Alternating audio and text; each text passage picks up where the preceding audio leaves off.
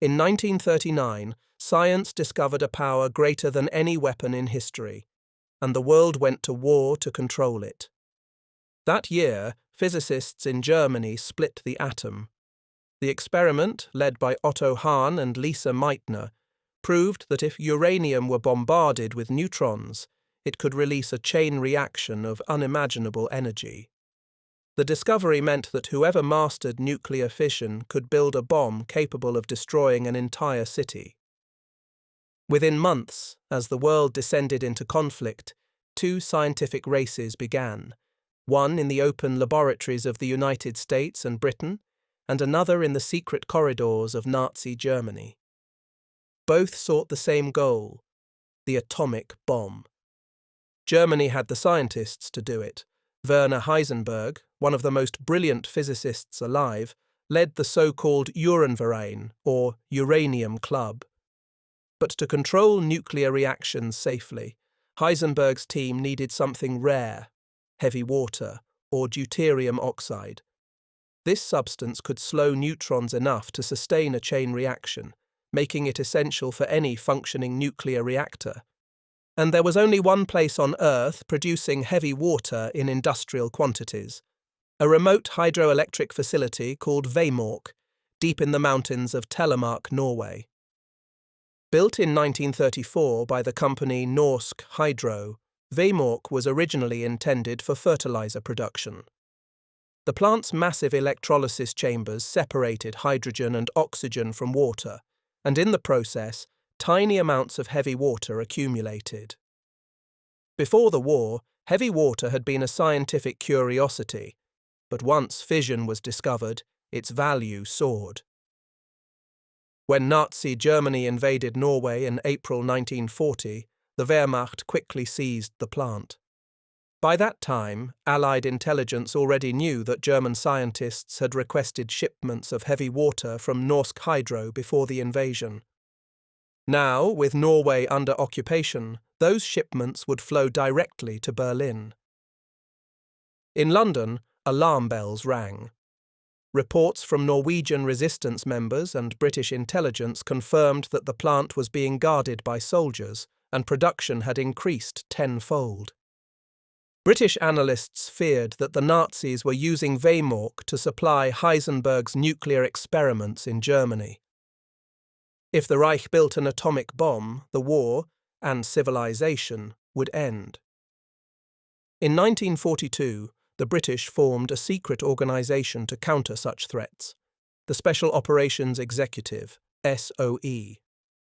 Its mission, in Churchill's words, was simple: set Europe ablaze.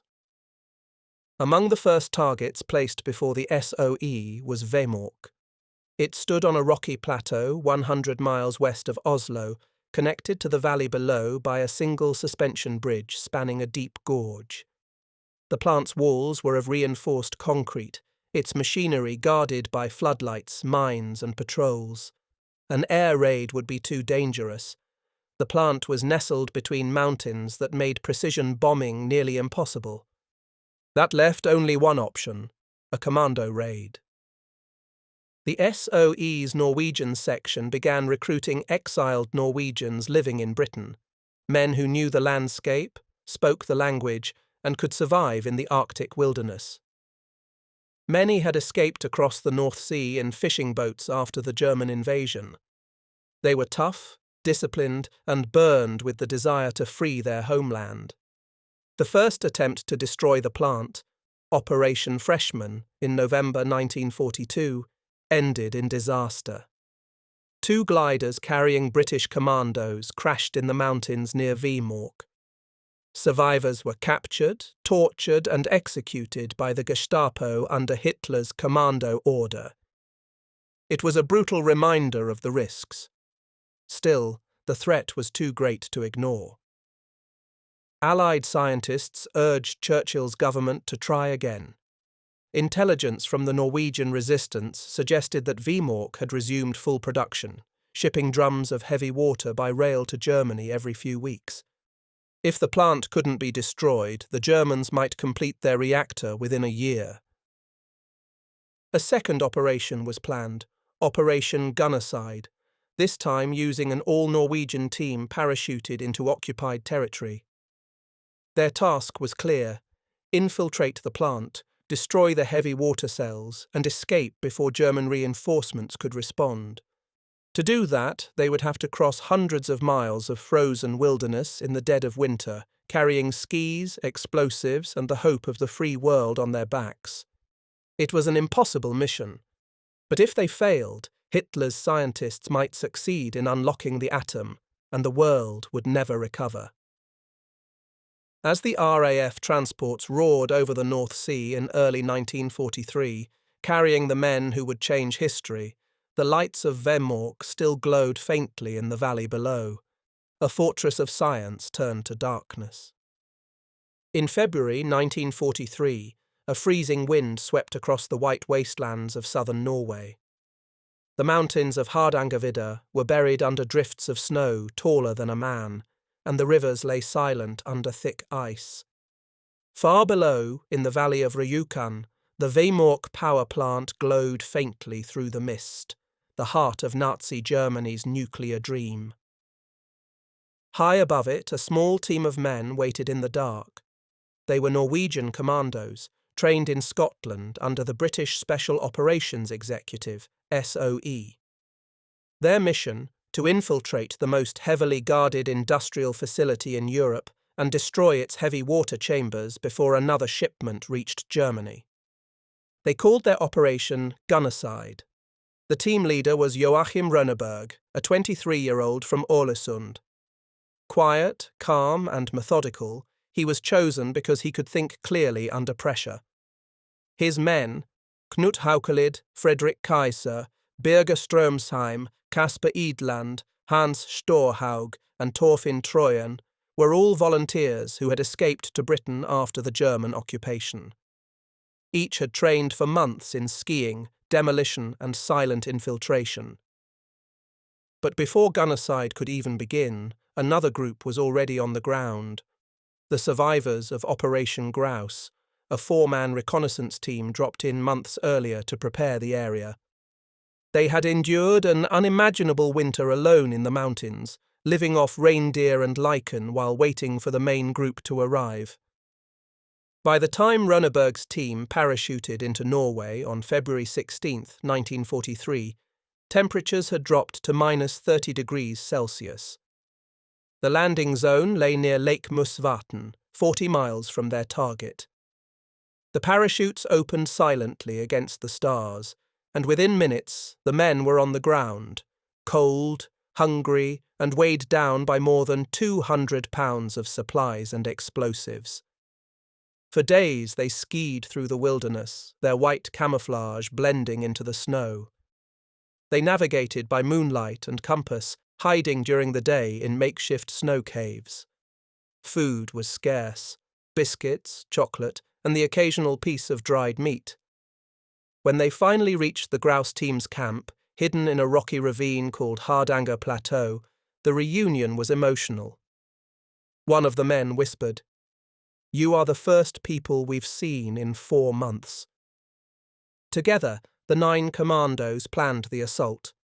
They studied the German guard routines, the patrol paths, and the narrow bridge that led to the plant. Direct attacks were impossible. The bridge was mined, and the cliffs on either side were sheer ice. The only possible route was a forgotten railway tunnel that passed under the gorge, a path so dangerous that even local farmers avoided it in summer. The men spent nights watching the plant from the cliffs above, noting guard rotations and the changing lights in the windows. They knew that if any sentry raised the alarm, hundreds of German troops stationed nearby could seal the valley in minutes. The danger was constant. Patrols roamed the highlands, searching for parachutists after the failed freshman mission months earlier. German aircraft scouted the snowfields, and Gestapo agents interrogated villagers in nearby Rjukan. The Norwegians avoided contact with civilians, knowing that even a friendly word could lead to betrayal or death. Each man carried cyanide capsules in his pocket. Capture was not an option. At night, they rehearsed silently in the snow, mapping every movement they would make once inside the plant, the placement of the charges, the escape route, the timing of the explosions. Every second mattered. If they were detected, they would not make it out alive. Runneberg later recalled, "We were trained for everything except failure." On the night of February 27, 1943, the weather finally turned in their favour. A blizzard swept through the valley, muffling sound and blinding the searchlights. From their hiding place in the mountains, the men could see the faint glow of Vemork through the storm, a fortress of concrete and steel, surrounded by cliffs, floodlights, and guards.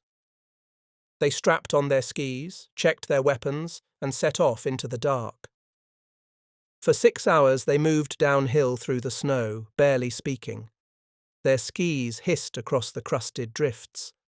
The river below was frozen solid, offering a silent path toward the power plant. They carried rucksacks filled with Nobel 808 plastic explosives, fuses, and a small British submachine gun, to be left behind as a clue to mislead the Germans. When they reached the gorge, they found the bridge under heavy guard, as expected. Instead, they located a cable line descending the cliff.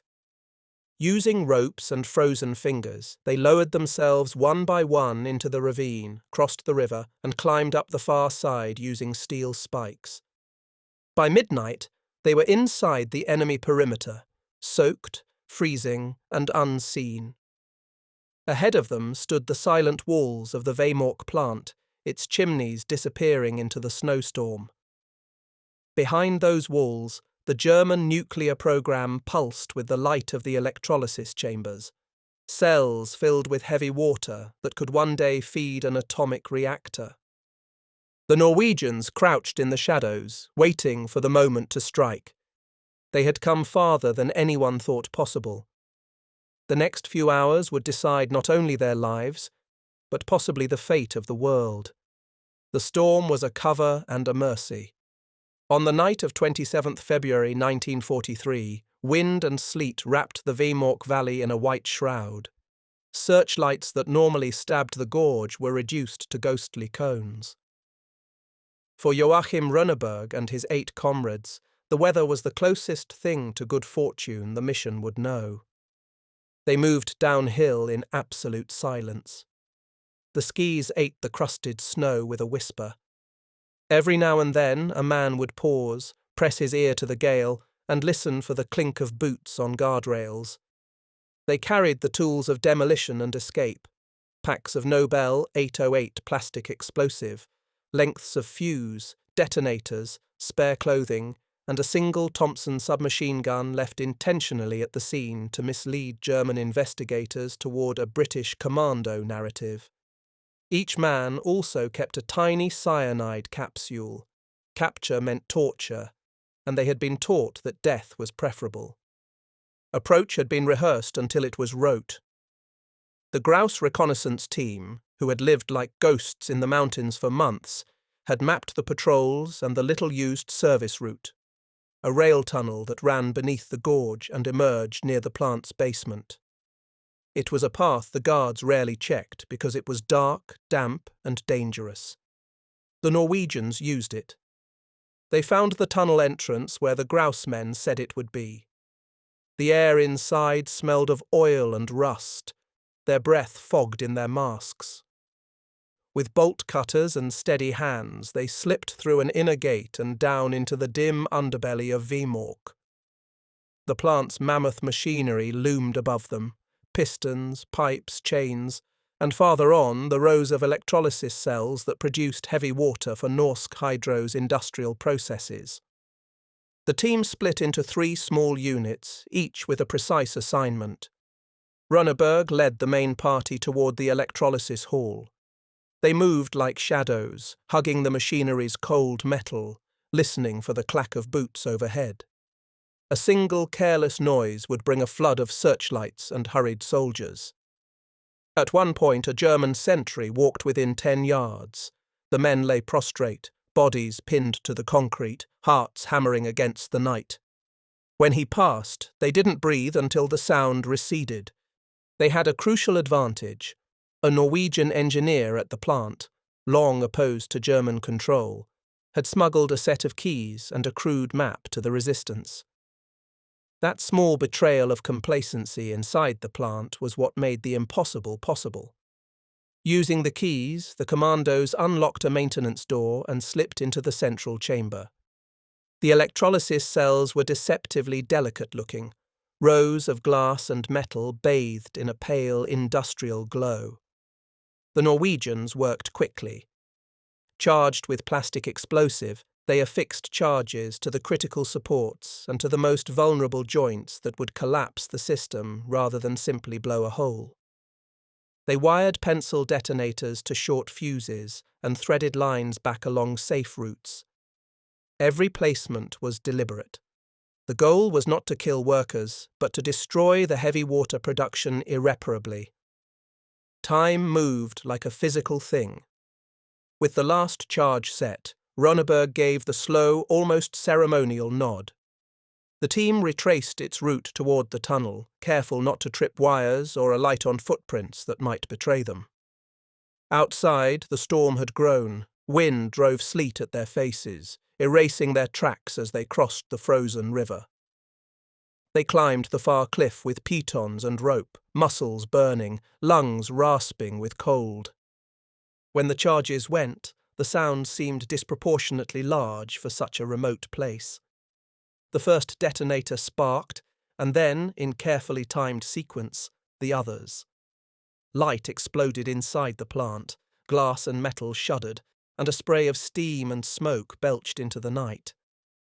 For a few seconds, no one could be sure whether the structure would collapse inward or whether the blast would draw reinforcements from every guard post. They waited in the lee of the rocks as alarms began to howl and searchlights strove feebly at the storm. The blast had done its work. Dozens of electrolysis cells lay shattered, piping twisted like ribbon.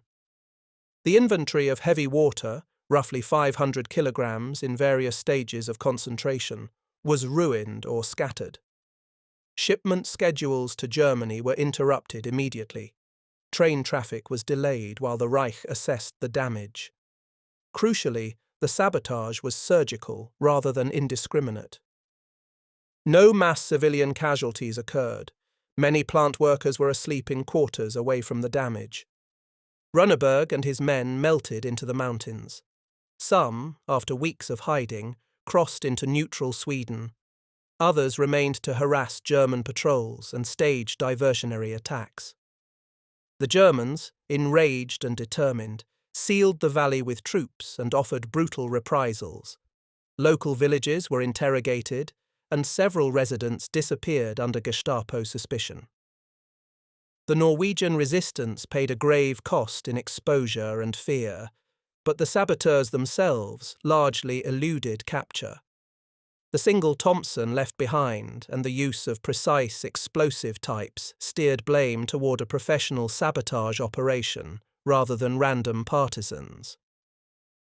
In London, when the coded line blinked in from Oslo, "The factory is destroyed. I repeat, the factory is destroyed." There was a silence and a collective exhale in the SOE rooms. The message was concise, almost bureaucratic, but the implication was enormous. The bomb that Germany feared might take shape in its weapons labs had been set back, not by skyscraping armies or strategic bombers, but by a few men on skis who had used maps, patience, and cold-blooded precision. The Vemork raid did not end the German nuclear program overnight, but it changed its timeline. Germany's scientists lost time, momentum, and a crucial resource. And perhaps more important, it convinced Allied planners that small surgical sabotage, daring, local, and informed by native knowledge, could be as decisive as any large-scale assault. The night of fire belonged, forever after, to the men who chose the mountains over the guns. When dawn broke over the Rjukan Valley on February 28, 1943, The Vemork plant was silent except for the hissing of ruptured pipes. Steam poured from shattered walls where the explosion had torn through the electrolysis chambers. The air smelled of scorched metal and ammonia. German guards stumbled through the smoke in disbelief. The plant's heart was gone. Inside, the devastation was precise. Rows of equipment lay twisted and broken, but the power station itself remained intact. It was clear this was not the work of bombers or amateurs. The saboteurs had known exactly what to hit. In Berlin, the news was met with fury. Field Marshal Wilhelm Keitel called it an act of British terrorism. Hitler demanded executions. German engineers were ordered to rebuild the plant immediately, and security was tripled: dogs, floodlights, and new machine gun posts. But the damage could not be undone overnight. Heavy water production stopped completely. In London, the coded message reached SOE headquarters: "The factory is destroyed." In that moment, the men in the dim operations room understood what it meant. Germany's atomic research, already behind, had suffered a fatal blow. It would take months for the Nazis to resume even partial production, and by then, Allied bombing raids and fuel shortages would cripple every attempt. As the saboteurs vanished into the snow, they left no trace. Joachim Runneberg and his team spent weeks crossing the high mountains towards Sweden, sleeping in caves and surviving on snowmelt. German patrols swept the wilderness, dropping leaflets offering rewards for information. None came. Norwegian villagers kept silent, a rare collective defiance that protected their heroes. By the spring of 1943, the Vemork plant limped back into partial operation. But its output never again reached pre-raid levels. Allied bombers attacked it repeatedly through late 1943 and 1944, forcing the Germans to finally abandon the facility. Their plan shifted to transporting the remaining heavy water to Germany for safekeeping. That final act of desperation set the stage for one last Norwegian strike. In February 1944, German engineers loaded barrels of heavy water onto rail cars bound for the ferry SF Hydro, which would cross Lake Tinsu. The resistance learned of it within days.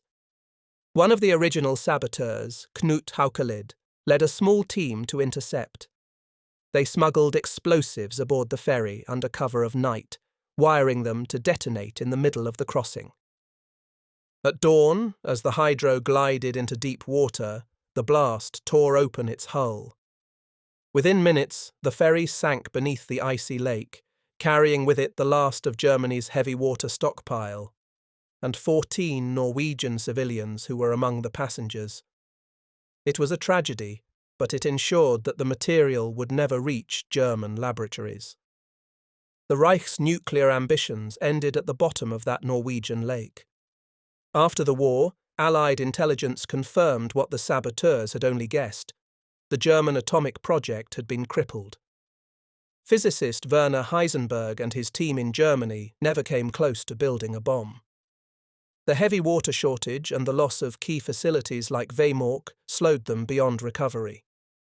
Historians later calculated that the sabotage delayed the Nazi nuclear effort by at least a year, and, by extension, gave the Allied Manhattan Project time to succeed first. When peace returned to Norway in 1945, the Vemork plant still stood, scarred but alive, a relic of both occupation and resistance. The saboteurs came home quietly. Joachim Runneberg was 26. He returned to civilian life, worked in broadcasting, and rarely spoke of what he'd done. When pressed, he would only say, "We didn't think about the big picture. We were just doing our job." Decades later, the story of Operation Gunnerside became legend. Historians called it the most successful act of sabotage of World War II. It was studied in military academies as the model of precision, courage, and restraint. Proof that a small group of men could alter the course of global history without commanding armies or cities. Today, the Vemork site is a museum. The snowy cliffs above the valley remain quiet, the steel bridge rebuilt, the turbines still. Visitors can stand where the saboteurs crawled through the shadows and gaze down at the gorge, steep, cold, and almost unimaginable in its scale. There is a small plaque beside the entrance. It bears the names of the men who came on skis through the snow: Runneberg, Haukelid, Kaiser, Strimsheim, Edeland, Storhaug, Troyen, Poulsen, and Helberg. Below their names, a single line in Norwegian: they prevented disaster with courage, silence, and snow. In the great race for the atom, others built laboratories and weapons. These men built something rarer: time.